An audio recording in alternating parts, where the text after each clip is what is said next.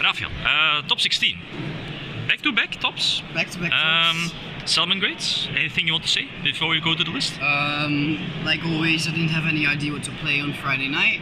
I tested everything, like always. And Salamangreat was alright. I figured the mirror match would be really, decided by like luck. Like I didn't think there was an edge in the mirror, like with this build, but apparently there was, because a lot of people are not playing the cards I thought they would play. In general, I think when I look back to Chicago, like I said in the video already, like Salamangreat changed the meta a lot. If not by the power of the deck, because it's not that powerful, it's just by numbers, because so many people play it. So I think that's a trend that's going to continue for sure. The deck boards are fine. We will get to it later, but the build could have been improved a bit. And but in general it was a good build. Right. Okay. Okay, so first the best card of the deck is Flame Bufferlo, and I will play 3 of that.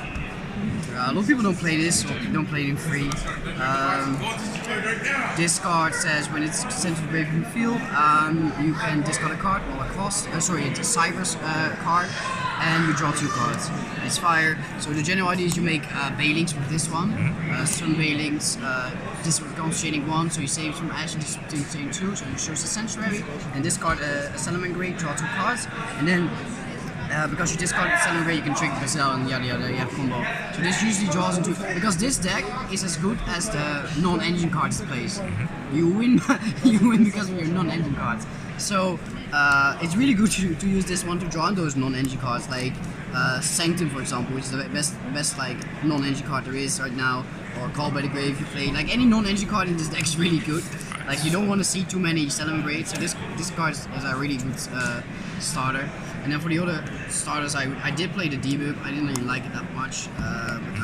We need to have like enough starter cards. But yeah, I'm a much more bigger fan of Bufferlo. It's also something you can go second with against the Colossus. Thunder Dragon puts out, well, this is just completely dead.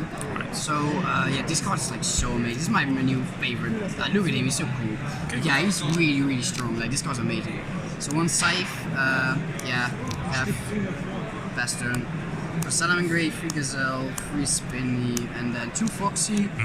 So this is a staple. The Foxy, most people play it at 3, but obviously I already have 5 good normal summons that are going first, so I didn't want to like draw too many. Like I said, like you don't want to draw too many of these because you want to draw your actual good non-engine cards. So 2 Foxy seems fine. Foxy is really important to like pop multi-rolls and stuff from Sky Striker, but you usually have access to them very easily. Right. Then 1 Jaguar, 1 Falco. I think it's stable as well. Falco's really good, like another way to get the spells and traps out of the grave. Like a lot of time when you go for the OTK with like fusion, I used it because like they will negate the wolf or something. Hand traps, I play 3 Ash. Ash is the best one against all the decks, and you can get it back in this deck with Wolf, which is pretty good. Fantastical Dragon is an absolute staple in this format. It beats, it doesn't beat, but it's really good against Sky Striker, which is a bad matchup for this deck.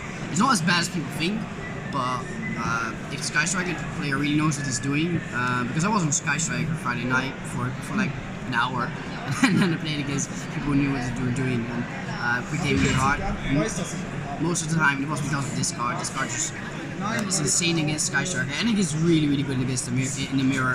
A lot of times actually I drew the Scythe, and I could just on the Bailings could use this, show the Scythe back, and then use my Death Sanctum, which suddenly became live. And like this card is just 100% staple. And the last entry is impermanence, and that conflicts with the Phantasm, which is really annoying, but because he played Trap Trick, Lorenzo Roma like convinced me that I needed to play this instead of Effect Fader. This was Effect Fader, but Trap Trick, you need to have other targets for Trap Trick, and this one is actually a really good target because in the end phase you can like set it on the zone where multi-roll is or whatever, or not even in the end phase, like when you're just playing, like when they make the Hayata or something attack, and then you just set it where the multi-roll is, and then you negate the Kagari and the multi-roll or something.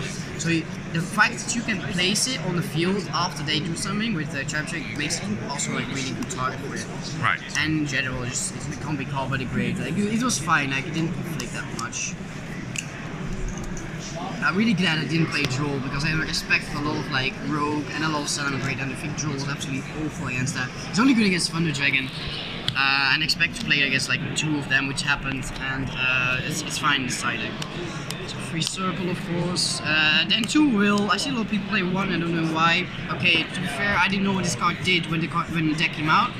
But then some people told me it's actually a soul charge, and this card is absolutely insane. I would play 3 if it's just. If it wasn't like a hard one's return or something, so that's why it's the reborn is like the 3rd one. But this card is absolutely insane. Going second as well, like another layer of play you have, not extended. Absolutely ridiculous. Field spell, of course, 1, you never want to draw that. And then 1 Fusion of Fire for the OTK. This card is amazing. Manic one is completely fine though, but I wish I sided more going second because it doesn't really act in the mirror as an OTK. Well, it does act as OTK potential, but it also acts like an out to like the trap. If you can't make OTK and they have like the field with like the counter trap, it's still something that they have to negate because they lose their field. Or if you can lure out the trap, you can just take their field and you play around the bailing. So it's going second is just a very good card actually, which I wish I played more of that. So go to the trap. The reason I play the deck 3 Sanctum because this says end the turn. I wish this card wasn't in this deck, or in any deck, because then you could play actual fun combo decks. But this is the trap that none of the combo decks or Thunder Dragon or anything can play around. It's completely like redundant, like it's so stupid, like it's so degenerate. But the fact that you can search a counter trap and then set this, and next turn you can OTK because you just summon a Gazelle and send that. That's so stupid and so free that I felt forced to play this deck, and yeah, it worked out really well. The card was amazing. So because that card is so amazing, play free trap trick, and yeah, what to say about that? Yeah, you have to watch out with like if you use this on second, you can't use the counter trap anymore. But this card is pretty insane. That's why I play 2 rage. Yeah, the rage pretty fine. It was really good against Subterra and Draco, like just acts like an MST and stuff. And yeah, you had like more targets for trap trick, just like the impermanence of 2, and then 1 of the counter trap. Right. So that's a 42 main deck. That's why I didn't win, I think, because it's not 41. But yeah, the thing is like I was so last minute on like the build because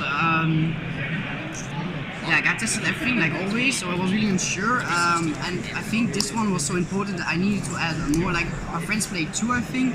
I really wanted to max out on that, so that was my 42nd card.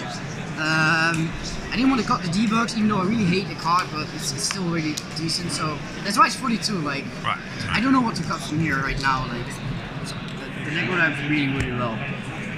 So the extra deck, 3 range, you need 3. Don't say you don't. You need 3. Wolf, of course, 3. 2 Leo for the OTK. This for the OTK. This card's really stupid. This card. This is also a card I discovered like 2 days ago. This card is actually insane because in the mirror edge you can take any cards from the graveyard and then it becomes like another a ladder into Helio. And against Sky Striker you can take a Gary and it becomes a ladder into Helio, and etc. You get the point. You can also take opponent's ashes. So and it's also a floater. So like one game I just had to make it, take the Kagari, attack, and then wait until it died and it could add something. So this card is pretty insane. Phoenix, it's a 5 cards, it's better and it's good. Then Update Jammer and Bufferlo Dragon. I think that was my friend Vigu's ID. I think so. So you make this and then you link it for something else to Bufferlo, and then this makes the attack and attack twice. You can take 2 monsters. Because it's actually pretty hard to use the Thunder Dragon fields. Oh, this becomes really easy. I did that one time to a guy. Just take his Diabolos and his Colossus and then win. Cool. So that's really cool. Okay, awesome. Then one is Celio. I never really missed the second. Thank you, Luke Parks, for saying I didn't need a second.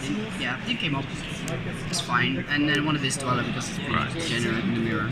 Okay. Anything I would change? Well, I tested Babushka, didn't came up enough. Cerberus was alright because you can force the what do you call it? The Phantasmi with it, because in the mirror it's actually pretty weird to out it. but in general, the actual deck was fine. Right. So the side deck, okay, this is the fun part. So this is a 14 card side deck. Why, you may ask? Well, of course, because I play 42. Normally I play 41, but I was playing 42 in the main deck, so of course the total number should be the same as always. But no, because that's I'm not that dumb. But when we were in the car to the registration on Sunday morning, we suddenly heard that the YCS might be capped. There were only like 300 spots left. So we ran out of the car before it even parked because my friend was P-Rex, and we ran to the venue. I don't work out, so I was like destroyed by just running to the line, and I was still thinking about to put either Call by the Grave or have a Stone Wizard for free, or play a Shayuja so I have an extra cherry card. And I had no idea what to do, so I figured I'd just make one of those two a free off, make the total number on my deck list 15, and enter the list, but I forgot to make one of the twos a free. Yeah. So when the judge counted everything, like he just circled the total one was 15, and we didn't count the actual numbers. So the actual numbers, if you count them, they were 14. But yeah, so that's why I play 14 side cards. Oopsie. So yeah, free draw. This is of course Thunder Dragon, cherries. This was really pretty alright, I guess, for the mirror.